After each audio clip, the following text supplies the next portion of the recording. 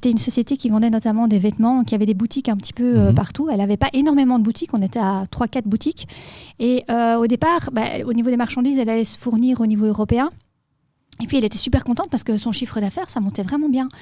Et donc tout le monde était content. Puis à un moment donné, elle s'est retrouvée en perte.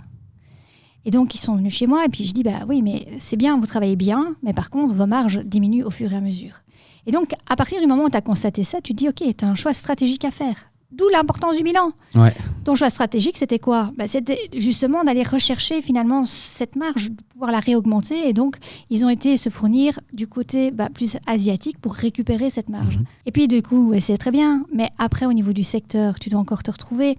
Maintenant, il y a quand même des grosses chaînes qui arrivent, qui vont aller des prix qui dépassent qu'on ne sait pas nécessairement battre, entre guillemets, en termes de concurrence. Et donc, l'idée, est-ce qu'on continue ou pas ? Est-ce qu'on débranche ou pas ?